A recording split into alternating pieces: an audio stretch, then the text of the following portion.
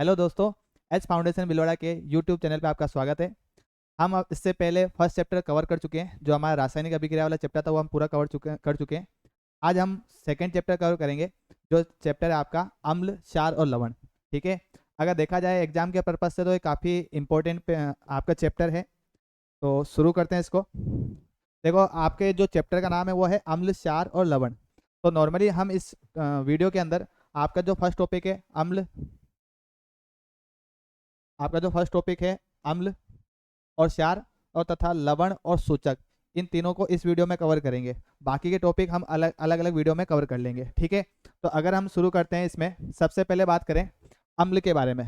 ठीक है। तो हम 8th क्लास में पढ़ के आते हैं कि अम्ल नॉर्मली वो पदार्थ होते हैं जो स्वाद में खट्टे होते हैं।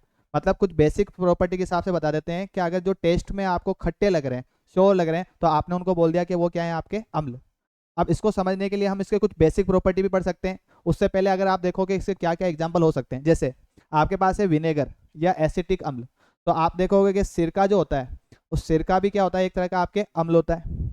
आप देखोगे जो एप्पल है, एप्पल के अंदर भी आपके अम्ल पाया जाता है। पर आपको देखने में लगेगा कि एप्पल तो क्या होते हैं, मीठे होते हैं, पर इनमें अम्ल कैसे। तो जो ज़्यादातर पदार्थ मीठे हैं उनमें थोड़ा बहुत खट्टापन भी होता है। और अगर खट्टापन है, इसका मतलब उसके अंदर क्या होगा, अम्ल की मात्रा कुछ ना कुछ होगी। तो आप देखो एप्पल में कौन सा होगा, आपके मेलिक। फिर आप बात करो दूध में, दूध में कौन सा हो जाएगा, आपके लैक्टिक अम्ल। और फिर आप बात करो कि चींटी के डंक में कौन सा अम्ल होगा, फॉर्मिक एसिड। और अंगूर में कौन सा होगा, आपके टार्टरिक एसिड। और ऐसे ही आपके टमाटर है, उसके कौन सा होगा, ऑक्जेलिक। और ऐसे नींबू वगैरह, या फिर आप बोलोगे संतरा, तो उसके अंदर कौन सा पाया जाएगा, सिट्रिक अम्ल। ठीक है। तो ये कुछ उदाहरण है, पर इनको समझने के लिए हम क्या करेंगे, इनकी कुछ बेसिक प्रॉपर्टी पढ़ेंगे इस वीडियो में। जैसे अम्ल के अगर हम सामान्य गुण की बात करें, सामान्य गुण। ठीक है। तो सामान्य गुण में अगर हम देखें तो सबसे पहले हम देख लेते हैं स्वाद के अनुसार। किसके अनुसार, स्वाद के अनुसार।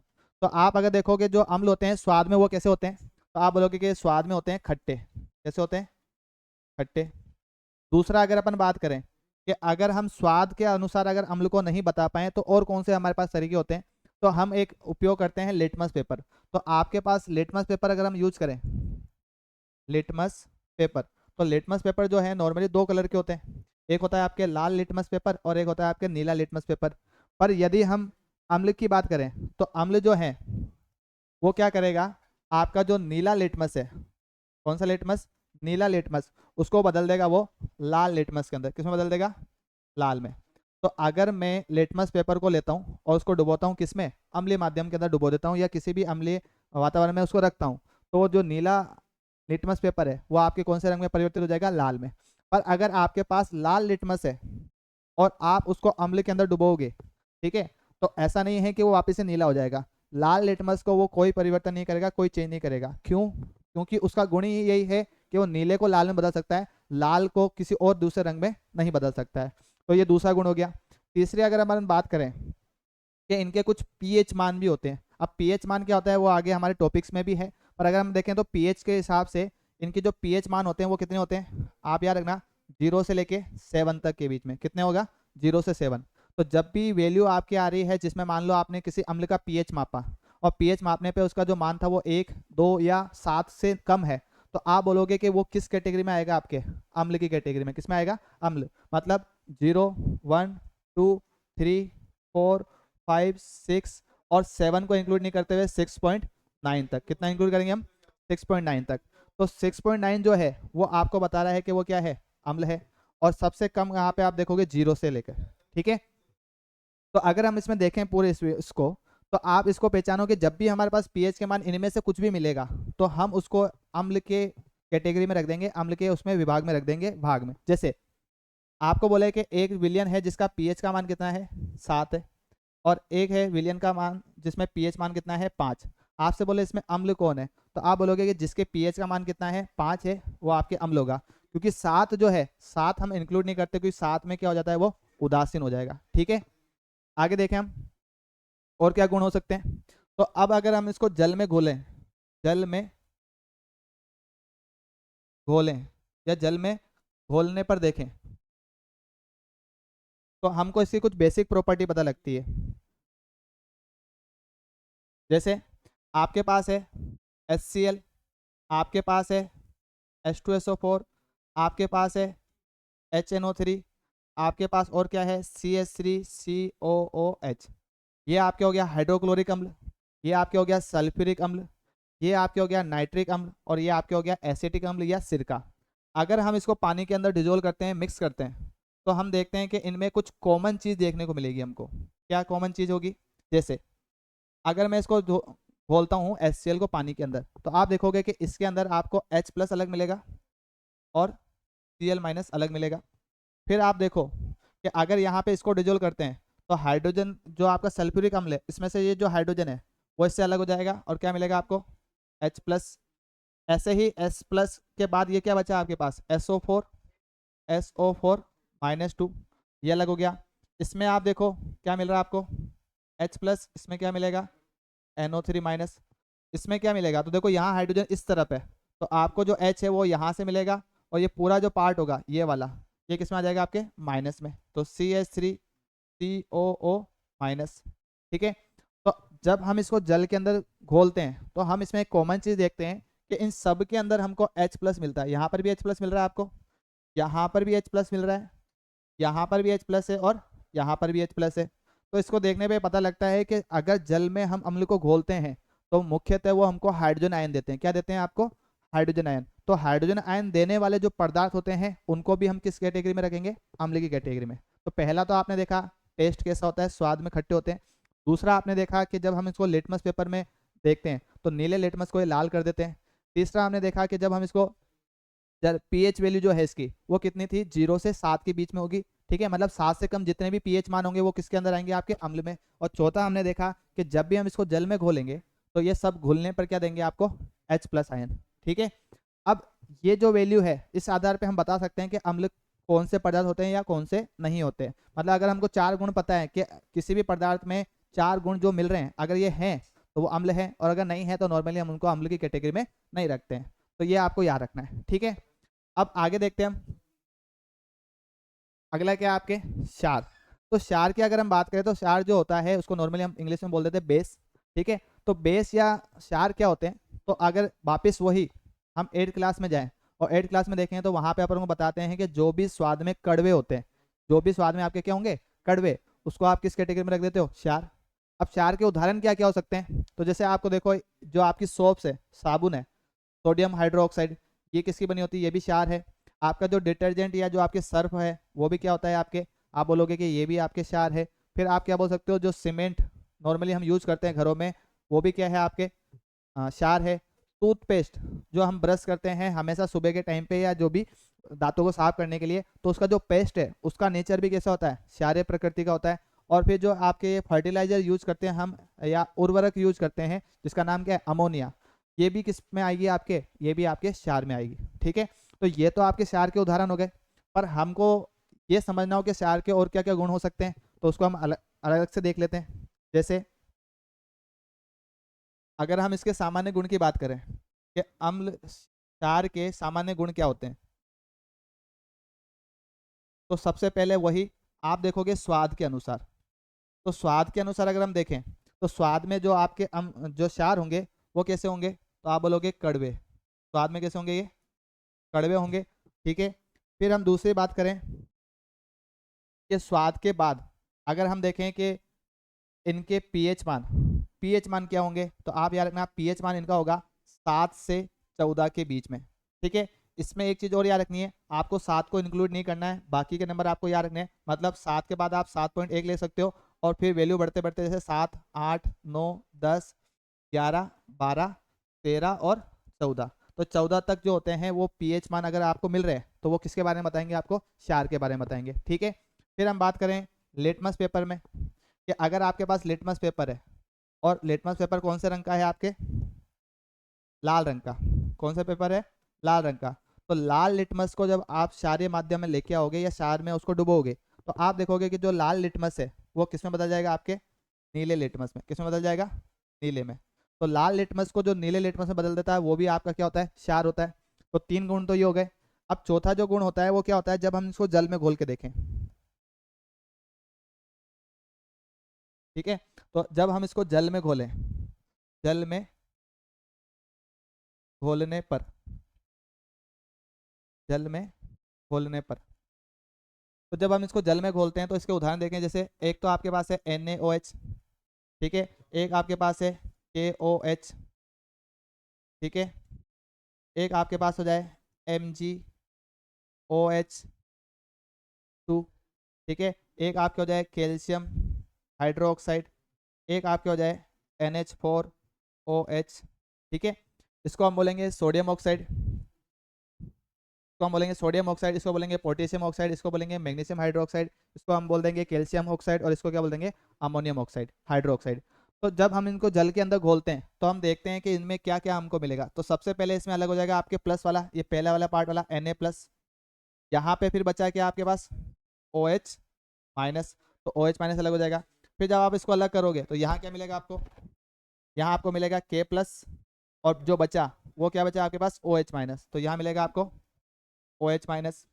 इसमें अगर देखें तो इसमें जो आपके पास फर्स्ट है वो क्या है, मैग्नीशियम, और मैग्नीशियम जो है वो क्या होती है, उसकी संयोजकता 2, तो आप ध्यान रखना कि मैग्नीशियम पे क्या आएगा +2, और बाद क्या बचा आपके OH-, ठीक है। इसी तरह से हम देखें इसमें क्या मिलेगा आपको, तो कैल्शियम जो है वो आपके अलग हो जाएगा, और कैल्शियम की वैलेंसी भी क्या होती है +2, और क्या मिलेगा आपको OH-। इसमें बात करें तो ये जो अमोनियम है NH4 को डायरेक्ट हम क्या बोलते हैं, अमोनियम, तो आपको यहाँ मिलेगा NH4 + OH-। जैसे हमने अम्ल में देखा था कि अम्ल के अंदर आपको सामान्यतः जो देखने को मिला था वो दिख रहा था आपको हाइड्रोजन प्लस, ऐसे ही अगर हम क्षार में देखें तो क्षार में आपको एक चीज देखने को मिलेगी कि सब में अंदर आपको OH-, OH-, OH-, OH- और OH- देखने को मिल रहे हैं। मतलब इसकी क्या डेफिनेशन बन सकती है कि ऐसे पदार्थ जो जल में घुलने पर आपके OH- आयन देते हैं, क्या देंगे आपको OH- आयन देंगे, उनको हम किस कैटेगरी में रख देंगे, क्षार की कैटेगरी में रख देंगे, ठीक है। मतलब पहला गुण तो हो गया कि स्वाद में कैसे होने चाहिए, कड़वे।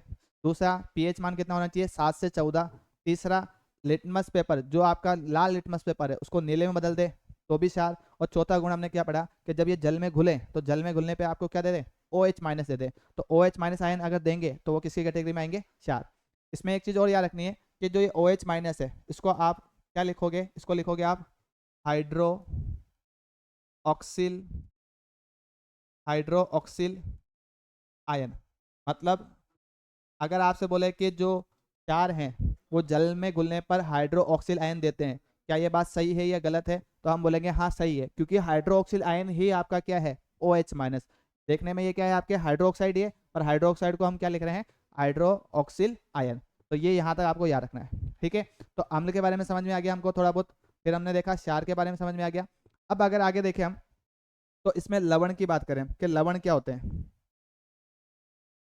तो नॉर्मली हम बात करें अब लवण, ठीक है। तो लवण जो होते हैं नॉर्मली हम बोलते हैं ना तो वो अम्ल होते हैं ना तो वो क्षार होते हैं, ये इन दोनों के बीच के गुण रखने वाले होते हैं। मतलब जो अम्ल का गुण भी नहीं रखते पर क्षार का भी रखते हैं, पर उनके दोनों के बीच का गुण रखने वाले पदार्थ जो होते हैं वो नॉर्मली क्या होते हैं आपके लवण। जैसे अगर आप बात करो कि अम्ल जो होते हैं वो स्वाद में कैसे होते हैं, तो आप याद रखोगे स्वाद में वो खट्टे होते हैं, ठीक है। मैं बोलूँगा कि क्षार जो हैं वो स्वाद में कैसे होते हैं, तो आप बोलोगे स्वाद में ये कैसे होते हैं, कड़वे होते हैं। और अगर मैं बोलूँ कि लवण, लवण स्वाद में कैसे होते हैं, तो आप बोलोगे कि ये नॉर्मली खारे होते हैं, या आप बोल सकते हो कि इनमें कोई ना कोई स्वाद नहीं होगा, ना तो इनका मतलब खट्टापन होगा ना ही इनमें कोई कड़वापन होगा। तो आपने बोला कि ये तो दोनों का गुण नहीं रख रहे, ये दोनों के किसी बीच का गुण रख रहे हैं, मध्य का गुण रख रहे हैं, तो उनको हमने क्या बोल दिया, लवण। तो नॉर्मली लवण जो होते हैं इनके पीएच मान अगर हम देखें तो इनका जो पीएच मान होता है वो कितना होता है, 7। एग्जैक्ट कितना होगा, 7। मतलब अगर हम देखें कि कोई भी पदार्थ है और उसके पीएच का मान अगर 7 मिल गया तो हम उसको ना तो अम्ल कहेंगे ना ही हम उसको क्या कहेंगे, क्षार कहेंगे। हम उसको बोलेंगे कि ये तो उदासीन है, और उदासीन के साथ साथ वो क्या है, एक लवण है। पर सारे पदार्थ जो उदासीन है हम उनको लवण नहीं कहेंगे, पर अधिकतर जो पदार्थ लवण है उनका पीएच कितना होगा आपके पास, 7 होगा, ठीक है। तो ये हमको ध्यान रखना है। अब ये बनते कैसे हैं, जैसे मान लो आपने अभी क्रिया कराई अम्ल और क्षार की, ठीक है। तो आप जब अम्ल का उदाहरण ले लेते हैं, जैसे हम HCl ले लेवे और यहाँ के ले लेवे हम NaOH, ये तो आपके हो गए क्षार और ये हो गए आपके अम्ल। जब इन दोनों की अभिक्रिया कराते हैं तो सबसे पहले अगर हम देखें तो जो आपका Na है वो Cl से अभिक्रिया करता है, और जैसे अभिक्रिया करेगा तो क्या बनेगा, Na Cl। और जो OH है वो आपके हाइड्रोजन से जुड़ के क्या बनाता है, H2O। H2O। तो यहाँ पे हम देख रहे हैं कि यहाँ पे आपको जो ये प्रोडक्ट मिला है, ये उत्पाद मिला है, वो क्या है, NaCl। और NaCl हमको पता है कि जो खाने का जो नमक होता है वो एक्चुअल में क्या होता है आपके NaCl। उसी को हम क्या बोल रहे हैं, लवण बोल रहे हैं या नमक बोल रहे हैं। तो यहाँ पे आपको जो मिला है वो क्या है, लवण। और इसकी पीएच मान कितना होगा, उसका पीएच मान होगा आपके 7। ठीक है।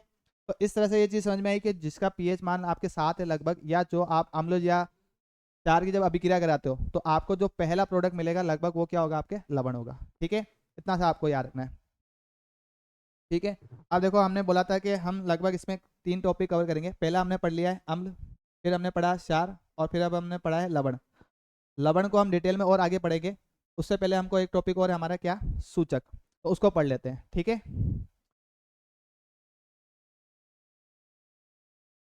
तो आपके नई हेडिंग क्या है, सूचक।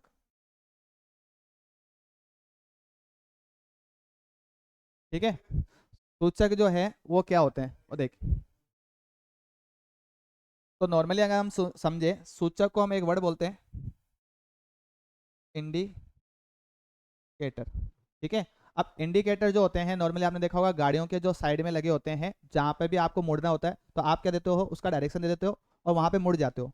मतलब वो इंडिकेटर जो है आपको क्या दे रहा है, सूचना दे रहा है कि हम किस डायरेक्शन में मुड़ने वाले हैं या किस डायरेक्शन में हम टर्न लेने वाले हैं।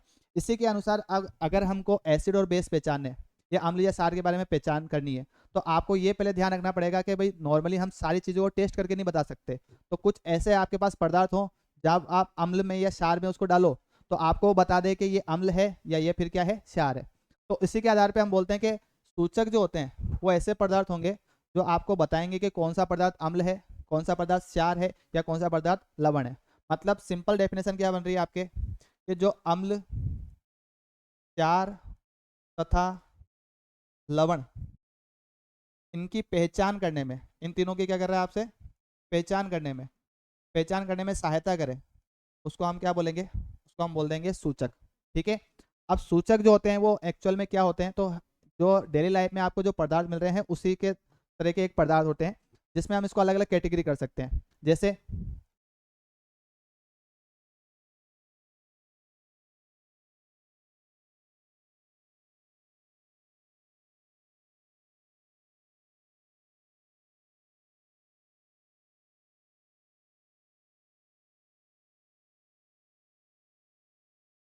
जैसे यहाँ देख लेते हैं अपन। सबसे पहले हम बात करते हैं कि एक सूचक इस तरह के होंगे जो हमको प्रकृति में सीधे मिल जाते हैं और उनका उपयोग हम अम्ल और क्षार की पहचान करने में करते हैं, तो उसको हम बोलते हैं प्राकृतिक सूचक। ठीक है। अब प्राकृतिक सूचक के अंदर क्या होता है, नॉर्मली आपके जो एग्जाम में क्वेश्चन बनता है वो किससे बनता है, कि भाई हमको प्राकृतिक सूचक के कोई उदाहरण बताइए। तो आप 3 उदाहरण इसमें मेन याद रखना। सबसे पहले हल्दी। ठीक है। दूसरा आप याद रख सकते हो लाल पत्ता गोभी। ठीक है। और तीसरा आप याद रख सकते हो लिटमस पेपर, लिटमस पत्र। तो सबसे पहले अगर हम बात करें हल्दी, तो हल्दी को यदि हम पहचाना चाह रहे हैं कि कौन सा पदार्थ अम्ल है या कौन सा पदार्थ क्षार है, तो अगर हम हल्दी का उपयोग करते हैं और हल्दी के अंदर हम अम्ल की मात्रा को डालते हैं या अम्ल को उसमें डाल के देखते हैं, तो आप देखोगे कि जब अम्ल डाल रहे हैं हल्दी में तो इसमें कोई रंग परिवर्तन नहीं होगा। पर जब आप क्षार को उसमें ऐड करोगे, आप देखोगे कि जब क्षार ऐड कर रहे हो तो उसमें कौन सा रंग आ जाता है, लाल। ठीक है। इसका एग्जाम्पल हम डेली लाइफ में देख सकते हैं ऐसे, जैसे जब हमारे कोई कपड़े हैं उस पर अगर कोई सब्जी का दाग लग जाता है और अगर हम उस पर साबुन लगाते हैं, तो साबुन लगाने पर आप देखोगे कि उसमें जो है ना आपको लाल रंग देखने को मिलता है। तो जो साबुन है उसकी प्रकृति कैसी होती है, क्षारीय प्रकृति होती है। तो जब वो हल्दी के संपर्क में आता है तो वो किस में रंग में बदल जाता है, लाल रंग में बदल जाता है। मतलब हल्दी आपको मदद कर रही है कि कौन सा पदार्थ जो है वो अम्ल है या क्षार है उसकी पहचान करने में। दूसरा अगर अपन बात करें लाल पत्ता गोभी, तो लाल पत्ता गोभी अगर नॉर्मली डेली लाइफ में हमको मिलती नहीं है, पर अगर हम लेने जाएं तो लाल पत्ता गोभी को अगर आप लेके आओ और उसके पत्तों को आप अम्लीय माध्यम में डुबो के देखो और एक क्षारीय माध्यम में डुबो के देखो, तो आप देखोगे जब अम्लीय माध्यम में डुबो रहे हो तो आपको ये मिलेगी सबसे पहले कौन से रंग में, गुलाबी रंग में। और अगर क्षारीय माध्यम में इसको घोल रहे हो तो आपको रंग मिलेगा इसका नीला। कौन सा रंग मिलेगा, नीला। तो ये अम्लीय माध्यम में और क्षारीय माध्यम में दोनों में रंग बदल के हमको बता रही है कि कौन सा पदार्थ अम्ल है या कौन सा पदार्थ क्षार है। ठीक है। इसी तरह से हमने अभी देखा था लिटमस पेपर। अब लिटमस पेपर को अगर हम देखें तो ये प्राकृतिक कैसे हुआ, तो आप देखोगे कि जो प्रकृति में एक पौधा पाया जाता है जिसका नाम है लाइकेन। क्या नाम है? लाइकेन। ये लाइकेन जो है, जब भी वातावरण में अम्ल की मात्रा बढ़ती है तो हम देखते हैं कि ये खुद ही अपना रंग बदल लेते हैं। तो जब वैज्ञानिकों ने देखा कि ये खुद अपना रंग बदल सकता है जब भी आसपास का माध्यम चेंज होता है, जैसे अम्लीय हो या क्षारीय हो, तो क्यों ना हम इसका उपयोग सूचक के रूप में करें। तो इन्होंने इसका उपयोग करके इसके पत्र बनाए या पेपर बनाए, जिसमें इन्होंने एक तो बनाया लाल लिटमस और एक बनाया आपके नीला लिटमस। ठीक है। अगर हम बात करें कि अम्ल की, तो अम्ल जो है वो नीले लिटमस को क्या बदल देते थे? लाल में। और जो क्षार है वो क्या करेंगे, आपके लाल लिटमस को किसमें बदल देंगे? नीले लिटमस में। ठीक है। तो इससे हमको ये पता लग गया कि जो आपके लाइकेन के पौधे हैं वो भी हम एक तरह से सूचक के रूप में उपयोग कर सकते हैं, और सूचक के रूप में वो हमको बता रहे हैं कि कौन पदार्थ अम्ल है या कौन पदार्थ क्षार है। समझ में यहाँ तक? तो इस तरह से हम समझ सकते हैं कि जो सूचक हैं वो भी हमको ये मदद कर रहे हैं कि कौन पदार्थ अम्ल है या क्षार है, उसके आसानी से हम पता लगा सकते हैं बिना आप उसको टेस्ट किए। ठीक है। और क्या कर सकते हैं, और कौन कौन से सूचक होते हैं आपके? फिर दूसरा आपके पास होता है संश्लेषित सूचक। ठीक है। अब संश्लेषित का मतलब क्या हुआ? ये ऐसे सूचक होते हैं जो एक्चुअल में रसायन के रूप में होते हैं, और इसको जो है हम फैक्ट्री या लेबोरेटरी में तैयार करते हैं। इसके आपको दो एग्जांपल याद रखने हैं। सबसे पहले तो आपको याद रखना है, एक तो मैथिल ऑरेंज, मैथिल ऑरेंज। दूसरा आपको याद रखना है फिनोप्थिलिन।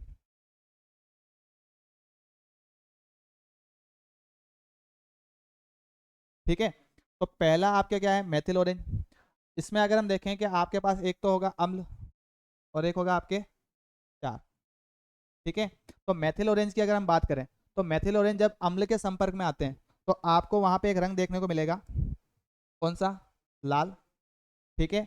और अगर वो क्षार के संपर्क में आए तो आपको याद रखना है कि उनका रंग कौन सा मिलेगा आपको? पीला। ठीक है। तो सिंपल सी बात है, लाल जो है वो कौन से माध्यम में मिल रहा है आपको? अम्लीय माध्यम में मिल रहा है, और जो पीला रंग है वो आपको कहाँ मिल रहा है? क्षारीय माध्यम में। ऐसे ही हम बात करें फिनोप्थिलिन की, तो फिनोप्थिलिन जो है नॉर्मली अगर इसमें अम्ल डालते हो आप तो इसमें कोई चेंज नहीं होगा, नो चेंज। ठीक है। पर अगर आप क्षारीय माध्यम के संपर्क में लेके आते हो तो इसका रंग जो है आपको क्या देखने को मिलेगा? इसका रंग देखने को मिलेगा आपको पिंक, मतलब आपको मिल जाएगा गुलाबी रंग। कौन सा रंग मिल जाएगा? गुलाबी।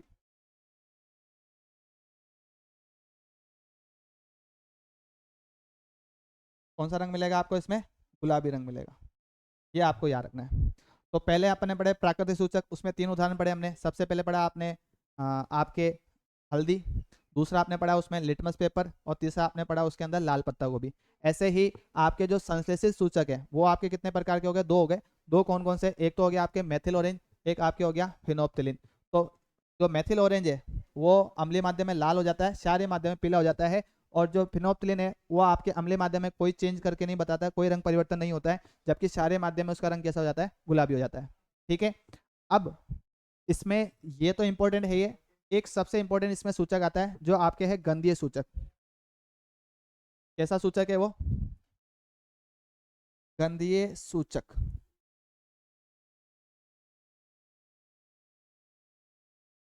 ठीक है। अब गंधीय सूचक क्या होते हैं? सिंपल सी बात है, इसके अगर शब्द पर जाएं हम, तो शब्द में लिखा हुआ है गंध। तो जो भी अम्ल या क्षार अगर आपके अम्ल के संपर्क में या क्षार के संपर्क में आए और अपनी गंध में क्या कर लें? परिवर्तन कर लें, तो उनको हम क्या बोलेंगे? गंधीय सूचक। जैसे एग्जाम्पल समझे हम, तो आपके इसके तीन एग्जाम्पल है। एक तो है आपके प्याज, एक तो प्याज हो गया, दूसरा आपके हो गया लौंग, और तीसरा आपके हो गया एक फूल होता है या फ्लावर, जिसको अपन बोलते हैं वेनिला। ठीक है। प्याज की अगर अपन बात करें तो आपके पास यहाँ पे दो तरह के माध्यम है, एक तो है आपके पास अम्ल, एक आपके पास क्या है? क्षार। ठीक है। अगर हम बात करें कि अम्ल के अंदर आपके जो है वो क्या परिवर्तन होगा, क्षार के अंदर क्या होगा, और ये जो पदार्थ हैं दोनों जब आप मिक्स करोगे तो इनमें क्या चेंज आएगा? तो प्याज की अगर हम देखें तो प्याज की कुछ ना कुछ गंध होती है, जो नॉर्मली हम अगर सूंघते हैं तो नॉर्मली आंसू आ जाते हैं। ठीक है।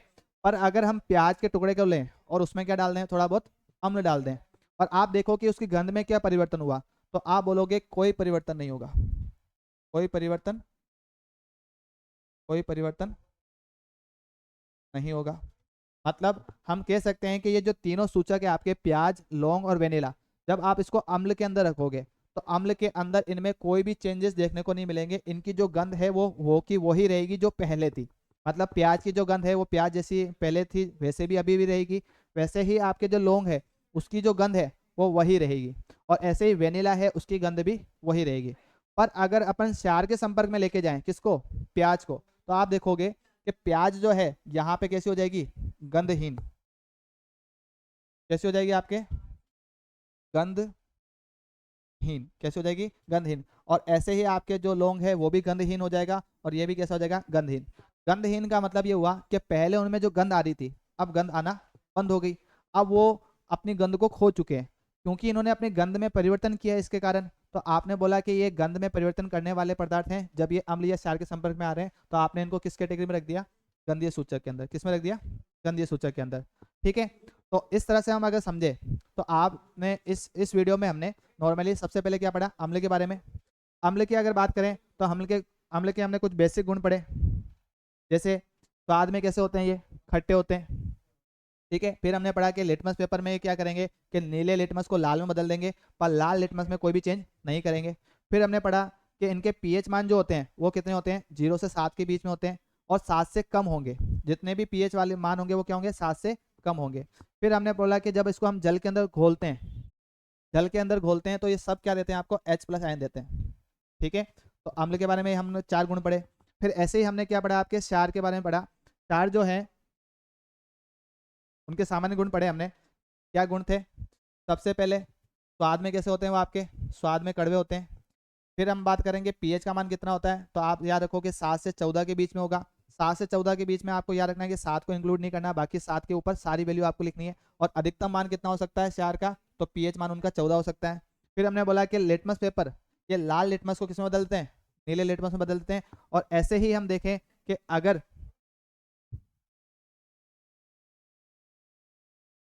फिर हमने क्या पढ़ा था कि जब हम इसको जल में घोल रहे हैं तो जल में घोलने पे ये हमको क्या दे रहे थे, तो सब में हमने देखा कि सब के अंदर हमको OH- मिल रहा था। क्या मिल रहा था, OH-, OH-, OH-, OH-। OH- को हमने एक नाम दिया था हाइड्रोक्सिल आयन। तो ध्यान रखना कि जितना भी आपके क्षार होंगे वो जल में घुलने के बाद कौन से आयन देंगे आपको, हाइड्रोक्सिल आयन देंगे। ठीक है, ये क्षार के बारे में था।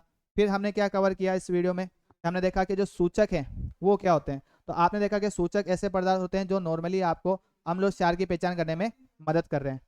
ठीक है, पहले हमने ये पढ़ा।